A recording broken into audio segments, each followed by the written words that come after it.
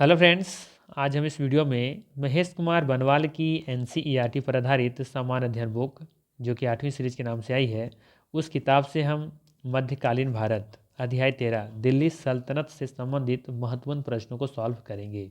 इससे पहले ऑलरेडी हमने प्राचीन भारत करा रखा है, उसका लिंक डिस्क्रिप्शन में दिया हुआ है या फिर प्लेलिस्ट में भी जाके आप देख सकते हैं। तो चलिए फिर शुरू करते हैं और देखते हैं दिल्ली सल्तनत से महत्वपूर्ण प्रश्नों को। ठीक है, चलिए। इससे पहले हम लोग कुछ चीज़ें सीखेंगे कि दिल्ली सल्तनत में क्या क्या हमें पढ़ना है। ठीक है, तो ध्यान से समझिएगा। ठीक है, तो आगे पढ़ने में आसान हो जाएगा। ठीक है, तो देखिएगा दिल्ली सल्तनत में चीज़ों को समझिएगा अच्छे से। तो हम लोग बात करने वाले हैं दिल्ली सल्तनत के बारे में।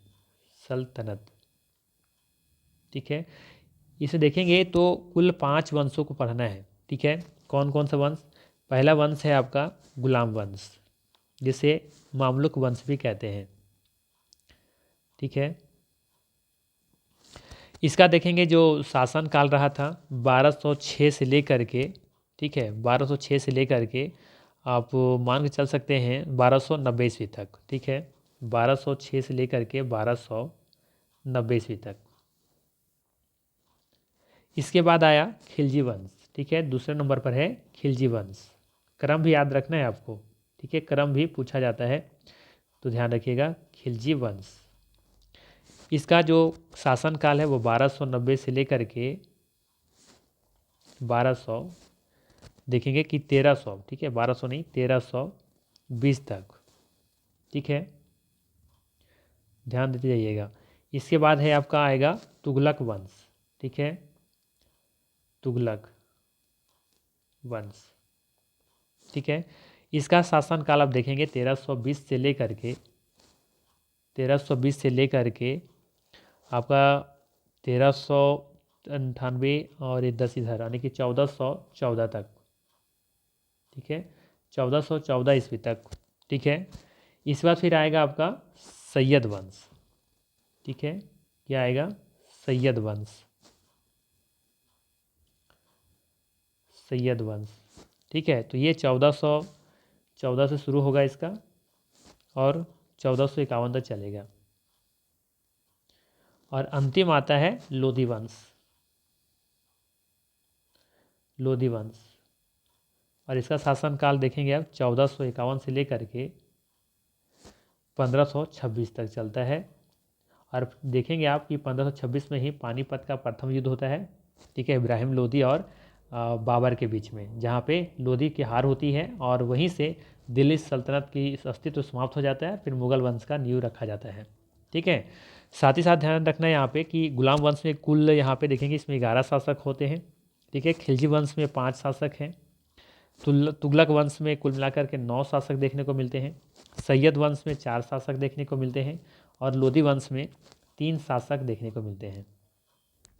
अब इतना सभी शासकों के बारे में पढ़ना नहीं है हम लोग को। बेसिक से जो बहुत अच्छे काम किए या फिर जो ज़्यादा लाइमलाइट में रहे उन लोगों के बारे में पढ़ना है। जैसे गुलाम वंश में कुतुबुद्दीन ऐबक के बारे में पढ़ना है, जो कि गुलाम वंश का नींव रखता है। ठीक है, वैसे वास्तविक संस्थापक देखा जाए तो इल्तुतमिश को माना जाता है।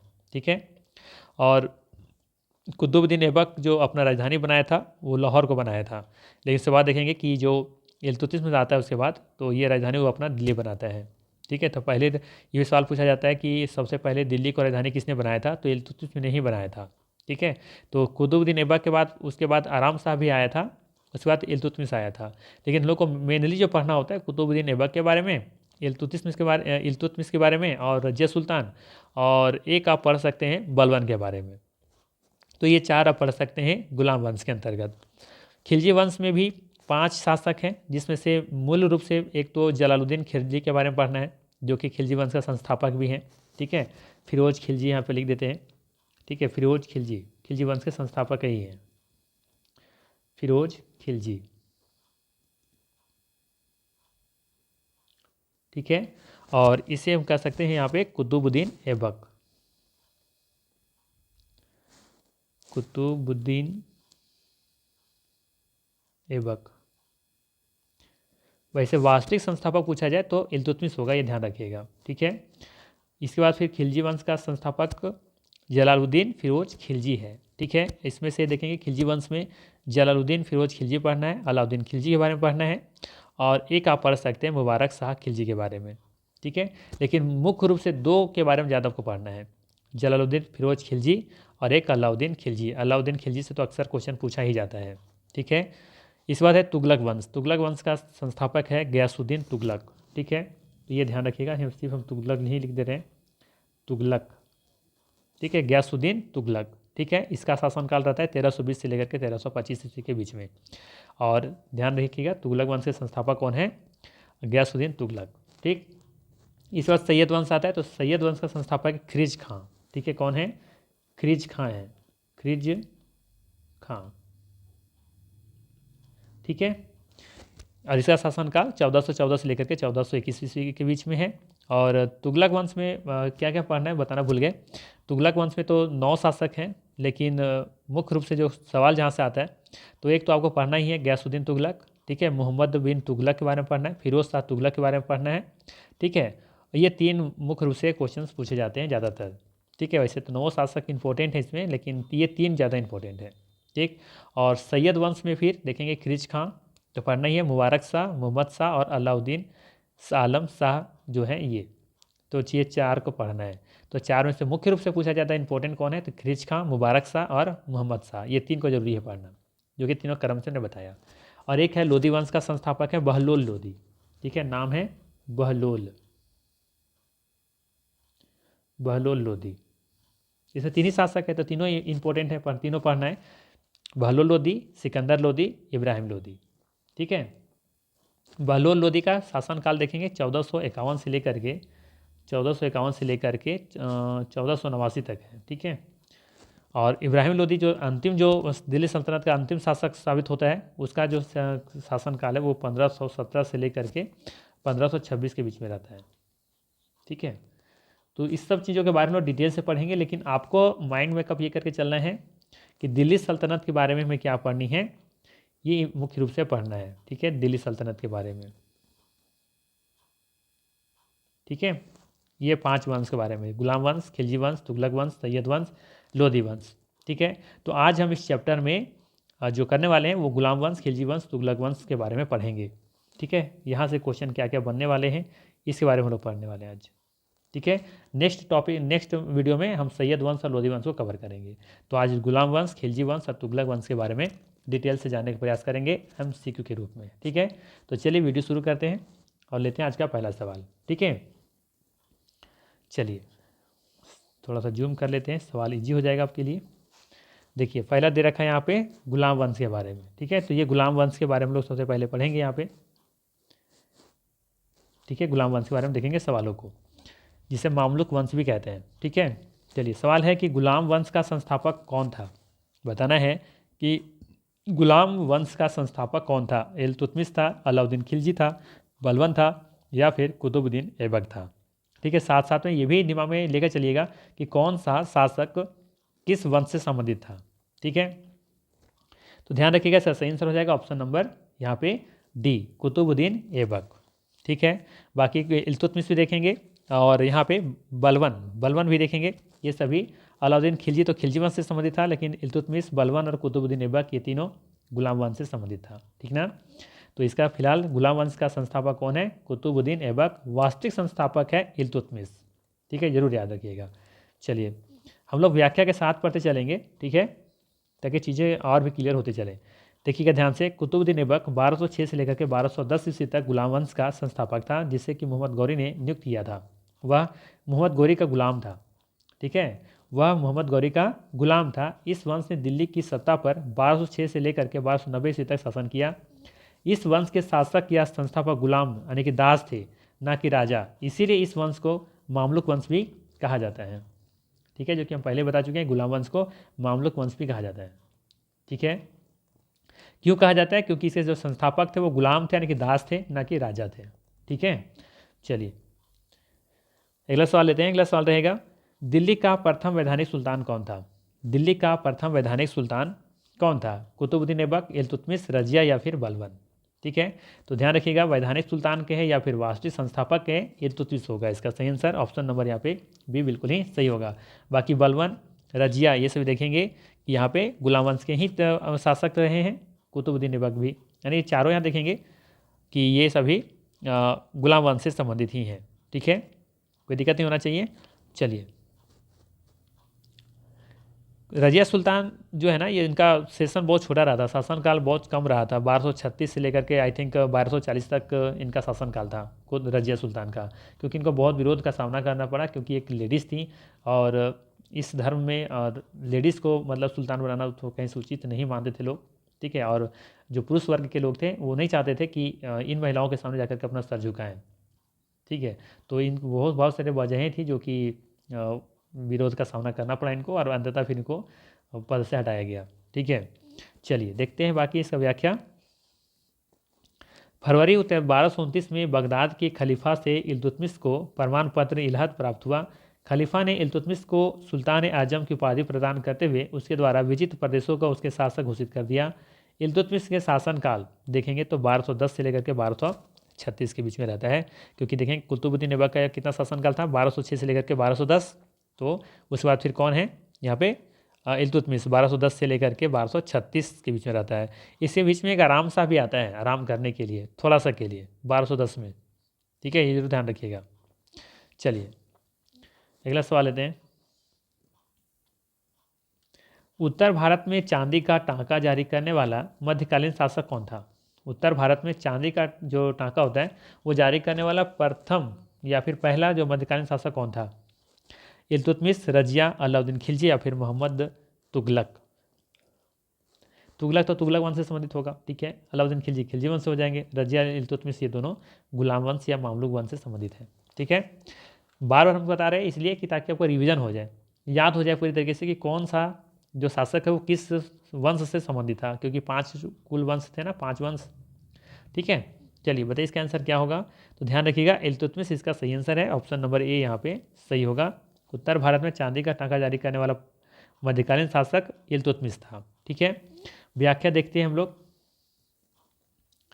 इल्तुतमिश के द्वारा शुद्ध अरबी के सिक्के चलाए गए। उसी ने चांदी का टांका एक एवं तांबे का जित्तल प्रचलित किया, जिस पर खलीफा का नाम अंकित होता था। इससे पहले सोने के सिक्कों पर नागरी लिपि और हिंदुओं के प्रचलित प्रतीक उज्जैव, शिव का मनंदी और चौगान घुड़सवार अंकित होते थे। चांदी का टांका जो होता था 175 ग्रेन का होता था। ठीक है, तो ये भी याद रखिएगा, 175 ग्रेन का हुआ करता था जो चांदी का टंका होता था वो। ठीक है, चलिए अगला सवाल लेते हैं। सवाल क्या है यहाँ पे कि सुल्तान कुतुबुद्दीन ऐबक की मृत्यु कैसे हुई थी? ठीक है, तो ध्यान रखिएगा, चौगान खेलते समय इनकी मृत्यु हुई थी। देखिए ऑप्शन कहाँ दे रखा है, उसके एक महत्वाकांक्षी कुलीन व्यक्ति ने कपड़ से छुरा मारकर उसकी हत्या कर दी थी। नहीं, गलत है। इसके बाद है पंजाब पर अधिकार करने के लिए गजनी के शासक ताजुद्दीन अल्दौज के साथ युद्ध में उसकी मृत्यु हुई। नहीं, गलत है। बुंदेलखंड के कालिंजर किले का घेरा डालते समय उसे चोटें लगी, जिसके कारण बाद में उसकी मृत्यु हो गई। नहीं, ये भी गलत है। डी में देखिए क्या दे रखा है, चौगान खेलते समय घोड़े से गिरने के पश्चात उसकी मृत्यु हो गई। ये सही है। ठीक है, ध्यान रखना है कि इसकी मृत्यु कैसे हुई थी। सुल्तान कुतुबुद्दीन ऐबक की मृत्यु हुई थी चौगान खेलते के समय घोड़े से गिरने की वजह से। ठीक है, ये जरूर याद रखिएगा। डी ऑप्शन यहाँ पे बिल्कुल क्या है, सही है। ठीक है, ध्यान रखिएगा यहाँ पे कुतुबुद्दीन ऐबक गुलाम वंश का संस्थापक था। इसने लाहौर को अपनी राजधानी बनाया था, जो कि शुरू में बता दिए थे। उसका राज्याभिषेक कब हुआ था? 1206 ईस्वी में। ठीक है, और इसकी मृत्यु कब हुई थी? 1210 में। कैसे? तो चौगान खेलते हुए। इसको आधुनिक नाम क्या है? पोलो। आज इसको हम लोग पोलो के नाम से जानते हैं इस खेल को। ठीक है, ये घोड़ा के साथ गिरने से इसके कारण मृत्यु हो गई थी। उसे लाहौर में दफनाया गया था। वह दिल्ली का प्रथम मुस्लिम शासक था जिसे मोहम्मद गौरी ने अपना प्रतिनिधि नियुक्त किया था। लाखों का दान देने के कारण उसे लाख बख्श भी कहा जाता था। ये भी सवाल पूछा जाता है कि लाख बख्श किसे कहा जाता था। ठीक है, तो जरूर ध्यान रखिएगा, कुतुबुद्दीन ऐबक इसका सही आंसर है। चलिए अगला सवाल लेते हैं। चलिए अगला सवाल है, 5 ऑप्शंस दिए गए हैं यहाँ पे। सवाल क्या है कि कुतुबुद्दीन ऐबक के विषय में कौन सा सत्य कथन है? कुतुबुद्दीन ऐबक के विषय में कौन सा सत्य कथन है? पहला दे रखा है, खोखरों को परास्त कर गोरी जब गजनी वापस जा रहा था तो उसने भारत में अपने विजित हुए प्रदेशों को प्रतिनिधि ऐबक को नियुक्त किया था। ठीक है, खोखरो को परास्त करके जब गजनी वापस लौट रहा था तो उसने भारत में अपने जो जीता हुआ प्रदेश था, जो जीत गया था प्रदेश, उसका जो प्रतिनिधि है करने के लिए किसको दिया था? ऐबक को दिया था। पहला ऑप्शन दे रखा है। दूसरा कह रहा है कि औपचारिक रूप से ऐबक 25 जून 1206 को गद्दी पर बैठा था और ऐबक ने अपने नाम के कोई सिक्के जारी नहीं किए। राज्यारोहण के समय ऐबक दास्ता से मुक्त नहीं था। और पांचवा है, इसने सुल्तान की पदवी ग्रहण की थी। ये 5 ऑप्शन में बताना है कि कुतुबुद्दीन ऐबक के बारे में कौन सा कथन सही है। ठीक है, तो चलिए बताइए। तो देखिए, पहला दे रखा है यहाँ पे कि खोखरो को परास्त कर गोरी जब गजनी वापस जा रहा था तो उसने भारत में अपने विजित प्रदेशों का प्रतिनिधि ऐबक को नियुक्त किया था। बिल्कुल सही है। ठीक है ना। और औपचारिक रूप से उसे 25 जून 1206 को गद्दी पर बैठाया भी था। ठीक है, तो ये भी सही है। फिर ऐबक ने अपने नाम का कोई सिक्के जारी नहीं किए, ये भी सही है। अपने नाम का कोई भी सिक्का उसने जारी नहीं किया था, ये भी याद रखना है। ठीक है, साथ ही साथ ध्यान रखना है कि राज्यारोहण के समय ऐबक दास्ता से मुक्त नहीं था। ठीक है, और इसने सुल्तान की पदवी ग्रहण की थी, ये गलत है। इसने सुल्तान की पदवी ग्रहण नहीं की थी। तो 1 2 3 4 अब यहाँ पे सही है। तो ऑप्शन नंबर हो जाएगा यहाँ पे, देखिए कौन सा फर्स्ट ही दिख रहा है यहाँ पे, ए ऑप्शन सही होगा। ठीक है, ध्यान रखिएगा, ए ऑप्शन सही है यहाँ पे। व्याख्या देखते हैं जरा, क्या दिया है यहाँ। खोखरो को परास्त कर गोरी जब गजनी वापस जा रहा था तो उसने भारत में अपने जीते हुए प्रदेशों का प्रतिनिधि ऐबक को नियुक्त किया था। औपचारिक रूप से ऐबक 25 जून 1206 को गद्दी पर बैठा था। अपने शासन के दौरान ऐबक ने कोई सिक्का जारी नहीं किया। राज्यारोहण के समय ऐबक दास्ता से मुक्त नहीं था, इसीलिए इसे सुल्तान की पदवी ग्रहण नहीं की। इसीलिए इसने सुल्तान की पदवी ग्रहण नहीं की। इतनी बातों को आप ध्यान में रखिएगा। तो यहाँ सुल्तान, इससे आंसर क्वेश्चन बाहर नहीं जाएगा। ठीक है, चलिए अगला सवाल लेते हैं। सवाल है, रजिया बेगम को सत्ताच्युत करने यानी कि गद्दी से हटाना। सत्ताच्युत क्यों होता है? गद्दी से हटा देना। ठीक है, में किसका हाथ था? अफगानों का, मंगोलों का, तुर्कों का या फिर अरबों का? किसका हाथ था रजिया बेगम को सत्ता से हटाने या गद्दी से हटाने में? किसका हाथ ज़्यादा था? अफगानों का, मंगोलों का, तुर्कों का या फिर अरबों का? तो पहले तो ध्यान रखना है कि रजिया सुल्तान प्रथम महिला शासक थी और अंतिम भी यही थी। ठीक है, ये जरूर ध्यान रखना है। ठीक है, और इसको सत्ता से हटाने में जो प्रमुख भूमिका निभाई थी वो तुर्क थे। ठीक है, तुर्क इसका सही आंसर हो जाएगा, सी ऑप्शन। ठीक है, चलिए बाकी डिटेल्स देख लेते हैं। रजिया सुल्तान प्रथम महिला शासक थी जो तुर्कों की सहायता से 1236 ईस्वी में दिल्ली की गद्दी पर बैठी। उसने दरबार में तुर्कों का वर्चस्व समाप्त करते हुए गैर तुर्कों को भी सामंत नियुक्त किया, जिससे अमीर तुर्कों ने अल्तुनिया के नेतृत्व में रजिया के विद्रोह कर दिया। अंततः उसे सत्ता से हटा दिया तथा 13 अक्टूबर 1240 में कैथल के पास रजिया की हत्या भी कर दी गई। ठीक है, वैसे देखा जाए तो रजिया के पास अच्छा मतलब जो होता है शासन चलाने का जो नेतृत्व होता है वो बहुत अच्छा था उनके पास, ऐसा माना जाता है, ऐसा कहा जाता है। लेकिन एक महिला होने की वजह से ऐसा ना हो पाया कि लंबे समय तक शासन नहीं कर पाई। अगर वो ही पुरुष होती तो शायद बेहतर शासक है में नामों में उनका जरूर नाम आता। ठीक है, चलिए अगला सवाल लेते हैं। अगला सवाल है कि निम्नलिखित में से कौन सा कथन गयासुद्दीन बलबन के संबंध में सही नहीं है। ठीक है, अब गयासुद्दीन बलबन के बारे में बताना है यहाँ पे। पहला दे रखा है कि उसने नियामत एक खुदाई के सिद्धांत का प्रतिपादन किया। बी कह रहा है कि उसने एकतादारी व्यवस्था का प्रारंभ किया। सी कथन है कि उसने तुर्कान चहलगानी का प्रभाव समाप्त किया। डी कथन है कि उसने बंगाल के विद्रोह का दमन किया। 4 ऑप्शन में बताना है कौन सा संबंध यहाँ पे सही नहीं है। ठीक है, तो देखिए यहाँ पर पहला कथन दे रखा है कि उसने नियामत एक खुदाई के सिद्धांत का प्रतिपादन किया था। ये कथन बिल्कुल यहाँ पे सही है। ठीक है, फिर बी कह रहा है कि उसने एकतादारी व्यवस्था का प्रारंभ किया था। ये कथन गलत है यहाँ पे। ठीक है, ये कथन यहाँ पे गलत है। ध्यान रखिएगा, एकतादारी जो व्यवस्था थी ना, इसका शुरुआत करने वाले व्यक्ति जो दिल्ली सल्तनत का जो शासक था वो था इल्तुतमिश। ठीक है, इल्तुतमिश में नहीं, सबसे पहले देखेंगे किसको शुरू किया था। ठीक है, ये जो ध्यान रखिएगा। इससे पहले वैसे मोहम्मद गौरी भी प्रारंभ किया था। ठीक है, मोहम्मद गौरी उससे पहले भारत में, लेकिन अगर व्यवस्थित तरीके से अगर चलाने का जो जिनका श्रेय जाता है वो है इल्तुतमिश। ठीक है, तो ये कथन गलत है। सी कह रहा है कि उसने तुर्कान चहलगानी का प्रभाव समाप्त किया था, तो ये भी कथन सही है, इसने समाप्त किया था इसको। और आप लोग कमेंट करके बताइएगा कि तुर्कान ए चहलगानी को प्रारंभ किसने किया था। ठीक है, ये आप लोग का अभी बताना है, कमेंट बॉक्स में आंसर करना है। इसके बाद है कि उसने बंगाल के विद्रोह को दमन किया था। ये भी कथन सही है, पूछा था गलत कौन है, यहाँ पे भी कथन गलत है, बाकी तो सब सही है। देखिए यहाँ पे दे रखा है, यद्यपि भारत में एकता प्रणाली को मोहम्मद गौरी प्रारंभ किया था, परंतु इसका व्यवस्थित रूप से भारत में चलाने का कार्य इल्तुतमिश ने किया था। ठीक है, कुतुबुद्दीन ऐबक प्रथम इक़्तिदार था जिसे झांसी का इक़्तिदारी प्रदान की गई थी। इक़्तिदार का कार्यकाल अधिकतम 3 वर्षों का होता था। बलबन 1266 ईस्वी में दिल्ली का शासक बना और 1288 ईस्वी तक दिल्ली पर शासन किया। इसने साम्राज्य विस्तार की नीति को अपनाया। यह ऐसा प्रथम शासक था जिसने अपने दरबार में गैर इस्लामी प्रथाओं को प्रचलन कराया, जैसे कि नवरोज उत्सव। ठीक है, तो ध्यान रखिएगा। अच्छा, ये भी हो सकता है कि किसी के मन में सवाल उठ रहा होगा कि आखिर एकता प्रणाली क्या थी, है ना। तो जो लोग नहीं जानते हैं तो ध्यान दीजिएगा कि एकता प्रणाली कुछ बड़ा ऐसा कुछ प्रणाली नहीं थी जो समझ में नहीं आए। सिंपल सा ये था कि जब भी कोई कर्मचारी किन्हीं राजा के यहाँ काम करता था तो काम के बदले, वेतन के बदले ना कुछ ज़मीन दे दी जाती थी। ठीक है, क्या याद रखना है कि काम के बदले, वेतन के बदले कुछ ज़मीन का कुछ हिस्सा दे दिया जाता था, उसे ही इक़्तिदारी प्रथा या सिस्टम कहते थे। ठीक है, तो बस याद रखना है कि एकता व्यवस्था के अंतर्गत किसी भी अधिकारी को उसके वेतन के बदले उसे प्रदान किए गए क्षेत्र के भूमि कर को प्रदान किया जाता था। ठीक है, तो ये ध्यान रखना है, सिंपल सा, और कुछ भी वैसा नहीं है इक़्तिदारी प्रणाली में। ठीक है, वेतन के बदले में जो दिया गया क्षेत्र है, ठीक है, बस वही है इक़्तिदारी प्रणाली। चलिए अगला सवाल लेते हैं। अगला सवाल है कि दिल्ली के किस सुल्तान के विषय में कहा गया कि उसने रक्त और लौह नीति की रक्त और लौह की नीति अपनाई।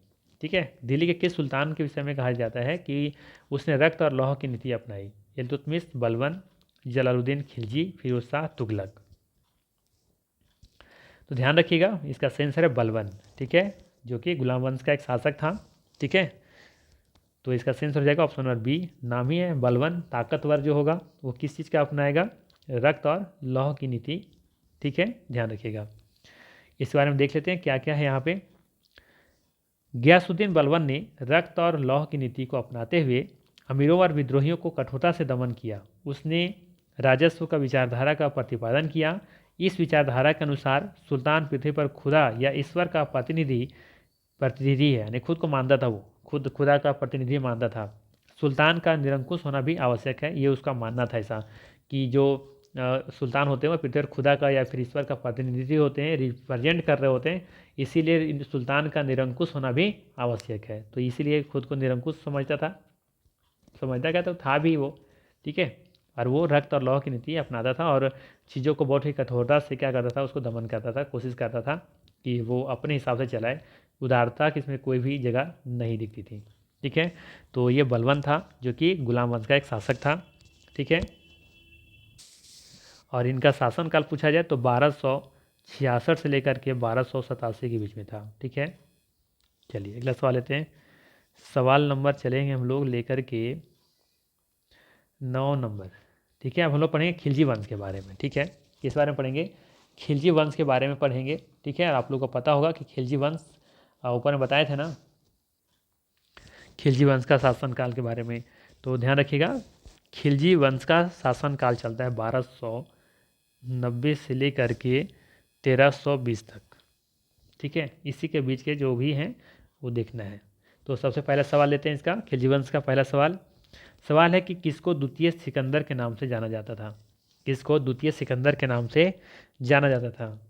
ठीक है, जलालुद्दीन खिलजी, मुबारक खिलजी, खुसरो खान या फिर अलाउद्दीन खिलजी। तो याद रखिएगा, द्वितीय जो सिकंदर के रूप में जाना जाता है वो अलाउद्दीन खिलजी को कहा जाता है। ठीक है, अगर आप इसका एक मूवी आया था, मूवी था पद्मावत, है ना, देखे होंगे शायद आप लोग पद्मावत। तो उसमें आप देखेंगे कि दूसरा जो सिकंदर है वो इससे बताया जाता है कि तुम दुनिया का, उसको बताया जाता है कि तुम दुनिया का दूसरा सिकंदर बन सकते हो, है ना। तो ये दूसरा सिकंदर इसी को कहा जाता था, अलाउद्दीन खिलजी को। ठीक है, और अलाउद्दीन खिलजी का देखेंगे, यदि शासनकाल देखेंगे इसका तो 1296 से लेकर के 1316 के बीच में चल रहा था इसका। 1296 से लेकर के 1316। ठीक है, 1296 से लेकर के 1316 के बीच में इनका शासनकाल रहता है। ठीक है। तो अच्छा खासा देखोगे कि यहाँ पे ये शासन किया है। ठीक है, 1296 है ये ना, 96, 16 से 20 साल तक। ठीक है, चलिए आगे देखते हैं। देखिएगा ध्यान से, अलाउद्दीन खिलजी ने स्वयं को सिकंदर ए सानी यानी कि द्वितीय सिकंदर घोषित किया था, क्योंकि वह विश्व विजेता बनना चाहता था। उसका शासनकाल दिल्ली में 1296 ईस्वी से लेकर के 1316 ईस्वी तक रहा। वह अपने साम्राज्य का विस्तार दक्षिण में मदुरई तक का कर चुका था, है ना। दक्षिण में मदुरई तक ये कर चुका था अपना जो विस्तार था वो। ठीक है, वह अपने साम्राज्य का विस्तार दक्षिण में मदुरई तक कर चुका था। अलाउद्दीन का राजस्व सिद्धांत 3 मुख्य बातों पर आधारित था: निरंकुशवाद, साम्राज्यवाद और धर्म एवं राजनीति का पृथक्करण। ठीक है, तो अलाउद्दीन खिलजी के बारे में चीज़ें जरूर ध्यान में रखिएगा। चलिए अगला सवाल लेते हैं। अगला सवाल रहेगा, बाजार अधिनियम नीति किसके द्वारा लागू की गई थी? बताना है कि बाजार अधिनियम नीति किसके द्वारा लागू की गई थी? मोहम्मद बिन तुगलक, इल्तुतमिश, अलाउद्दीन खिलजी या फिर गयासुद्दीन? तो याद रखना है अलाउद्दीन खिलजी इसका सही आंसर है। ऑप्शन नंबर यहाँ पे सी बिल्कुल ही सही हो जाएगा। तुगलक वंश से संबंधित था, जबकि इल्तुतमिश किससे संबंधित था? गुलाम वंश से। और गयासुद्दीन बलबन भी जो था वो गुलाम वंश से ही संबंधित था। ठीक है, बाकी ध्यान दीजिएगा, यहाँ पे व्याख्या जो दे रखा है इसको देख लेते हैं हम लोग। अलाउद्दीन खिलजी ने बाजार अधिनियम नियंत्रण नीति अपने प्रमुख सैनिकों के रख रखाव के लिए प्रारंभ की थी, जिसका उद्देश्य था कम खर्च पर विशाल व केंद्रीकृत सेना रखना संभव हो सके। अलाउद्दीन खिलजी ने 3 प्रकार के बाजारों को स्थापना की: प्रथम अनाजों का बाजार, द्वितीय कपड़ों एवं अन्य सामग्रियों का बाजार, और तीसरा था जिसे सराय अदालत कहा जाता था, और तीसरा ये था घोड़ों, मवेशियों और गुलामों का बाजार। ठीक है, तो जो दूसरा था ना ये कपड़ों एवं अन्य सामग्रियों का बाजार, इसे ही क्या कहा जाता था? सराय ए अदल। ठीक है, चलिए अगला सवाल लेते हैं। अगला सवाल है, अलाउद्दीन खिलजी के आक्रमण के समय देवगिरी का शासक कौन था? बताना है अलाउद्दीन खिलजी के आक्रमण के समय देवगिरी का शासक कौन था? सवाल फिर से सुनिएगा, अलाउद्दीन खिलजी के आक्रमण के समय देवगिरी का शासक कौन था? रामचंद्र देव, प्रताप रुद्र देव, मलिक काफूर या फिर राणा रतन सिंह? तो यहाँ पे ध्यान से देखेंगे तो 2 ऑप्शन तो ऐसे हट जाएंगे आपका यहाँ पे। ठीक है, कौन कौन? एक तो मलिक काफूर और एक आपका यहाँ पे राणा रतन सिंह। क्यों? क्योंकि राणा रतन सिंह तो देखेंगे आपके मेवाड़ के राजा थे, है ना। और मलिक काफूर देखेंगे कि अलाउद्दीन खिलजी के ही साथ रहते थे वो, एक दास के रूप में रहता था वो, है ना। या फिर कैसे तो सजेशन देने वाला था वो। ठीक है, दास के रूप में रहता था वो, राजनीतिक सलाहकार भी कह सकते हैं आप। ठीक है, तो ये मलिक काफूर तो अलाउद्दीन खिलजी के साथ ही रहता था। शायद इसे नपुंसक भी लोग कहते थे, और ये शायद हिंदू जाति से संबंधित रखते थे। और ये अलाउद्दीन खिलजी के दरबार में रहते थे। शायद सुनने में आता है जैसा कि पढ़ने को मिलता है हम लोग कहीं कहीं कि इसे खरीदा गया था, नुसरत जहाँ से खरीद करके लेकर के आई थी अपना दरबार में। तो ये ध्यान रखना है, यहाँ पे मलिक काफूर तो होगा नहीं। तो यहाँ पे आक्रमण के समय देवगिरी का शासक कौन था? तो यहाँ पे हो जाएगा रामचंद्र देव। ठीक है, ऑप्शन नंबर ए यहाँ पे क्या होगा? सही होगा। ठीक है, राणा रतन सिंह तो अब देख ही सकते हैं आप। ये मूवी जो पद्मावत हमने बार बार हम जो कह रहे हैं, राणा रतन सिंह और अलाउद्दीन खिलजी के बारे में दिखाया गया वहाँ पे मूवी में। ठीक है, तो ध्यान रखिएगा यहाँ पे ये ऑप्शन बिल्कुल सही होगा। बाकी ध्यान दीजिएगा, अलाउद्दीन ने मलिक काफूर के नेतृत्व में देवगिरी, तेलंगाना, होयसल का अभियान चलाया। उसने देवगिरी के यादव राजा रामचंद्र देव को पराजित किया।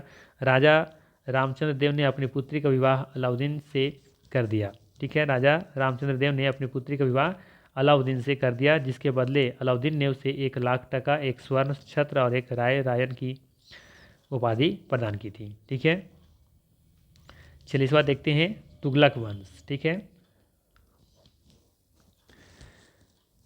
तुगलक वंश का शासनकाल कब से कब तक था? बताए थे हमने वहाँ पे। इसमें से 9 शासक हुए। इसमें से मुख्य रूप से 2-4 के बारे में पढ़ना है। ठीक है, सबके बारे में नहीं एग्जाम में पूछा जाता। तो ध्यान रखना है यहाँ पे, एक तो इसका जो शासनकाल जो इसका है तुगलक वंश का 1320 से लेकर के 1400 लेकर से 1414 ईस्वी तक है। ठीक है, तुगलक वंश का 1320 ईस्वी से लेकर के 1414 ईस्वी तक तुगलक वंश का। तो इसका संस्थापक कौन था तुगलक वंश का? तो गयासुद्दीन तुगलक था। ठीक है, चलिए देखते हैं पहला सवाल अब यहाँ पे। मोहम्मद बिन तुगलक जो कि तुगलक वंश का संस्थापक भी था, ये निम्न योजनाओं को उनके प्रारंभ होने का काल क्रमानुसार व्यवस्थित कीजिए। पहला है दुआब में कर वृद्धि, सांकेतिक मुद्रा का प्रचलन, राजधानी परिवर्तन, खुरासान अभियान। तो अगर देखा जाए यहाँ पे तो क्रम से लगाना आसान हो जाएगा यदि हमें इसकी तिथि पता हो कि कब क्या हुआ था। तो दोआब में कर वृद्धि कब की गई थी? 1325 ईस्वी में। कब? 1325 ईस्वी में। ठीक है।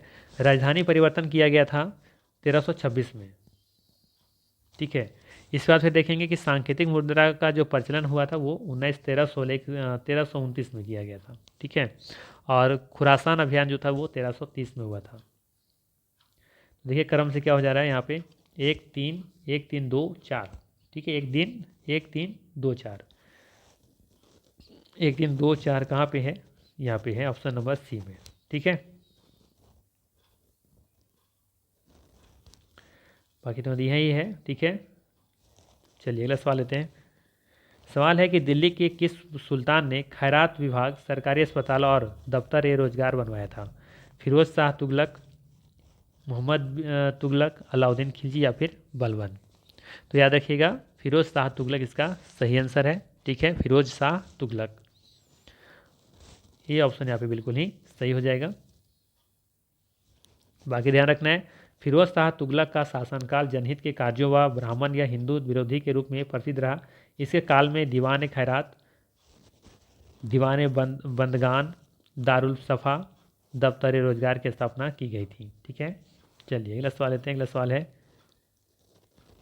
दिल्ली का सुल्तान जिसने ब्राह्मणों पर जजिया कर लगाया था, दिल्ली का वह सुल्तान कौन था जो ब्राह्मणों पर भी जजिया कर लगाया था? अलाउद्दीन खिलजी, फिरोज शाह तुगलक, मोहम्मद बिन तुगलक या फिर बलबन? तो याद रखिएगा इसका सही आंसर है फिरोज शाह तुगलक। ठीक है। फिरोज शाह तुगलक देखेंगे कि ब्राह्मणों पर भी जजिया कर लगाया था। ठीक है। तो बी ऑप्शन यहाँ पे सही होगा। व्याख्या देख लेते हैं। फिरोज शाह तुगलक ब्राह्मणों पर जजिया कर लगाने वाला प्रथम मुसलमान शासक था। इस कर के विरोध में दिल्ली के ब्राह्मणों ने भूख हड़ताल कर दी तथा अंत में दिल्ली के हिंदुओं ने ब्राह्मणों के बदले स्वयं इस कर को चुकाने का निर्णय लिया था। फिरोज शाह तुगलक को मध्यकालीन भारत का प्रथम कल्याणकारी निरंकुश शासक कहा जाता है। इसे सल्तनत युग का अकबर भी कहा जाता है। ठीक है। सल्तनत युग का अकबर भी कहा जाता है, ध्यान रखना है। चलिए अगला सवाल लेते हैं। अगला सवाल है, मोरक्को देश की यात्री इब्न बतूता किसके शासनकाल में भारत आया था?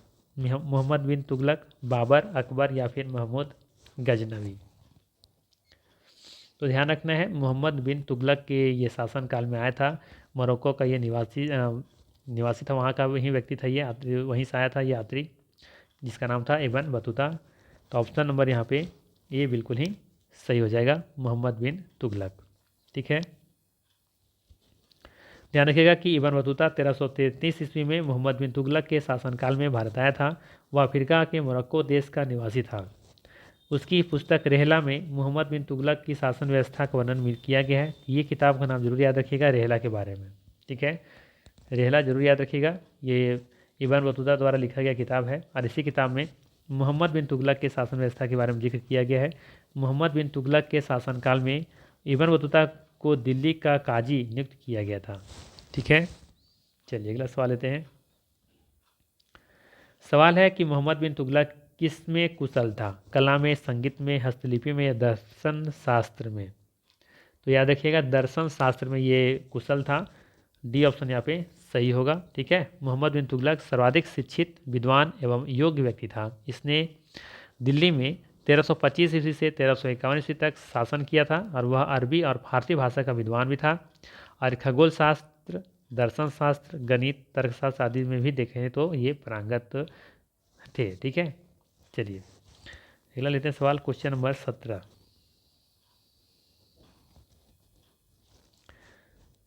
सवाल है यहाँ पर कि होली त्यौहार के सार्वजनिक उत्सव में भाग लेने वाला दिल्ली का प्रथम सुल्तान कौन था? वो सुल्तान कौन था जो कि होली त्यौहार में भी सार्वजनिक उत्सव में भाग लेने वाला था? पहला सुल्तान कौन था? फिरोज शाह तुगलक, मोहम्मद बिन तुगलक, सिकंदर लोदी या फिर इब्राहिम लोदी? तो याद रखना है मोहम्मद बिन तुगलक ही था। बी ऑप्शन यहाँ पे सही हो जाएगा। बाकी देखते हैं इसके बारे में थोड़ा सा व्याख्या।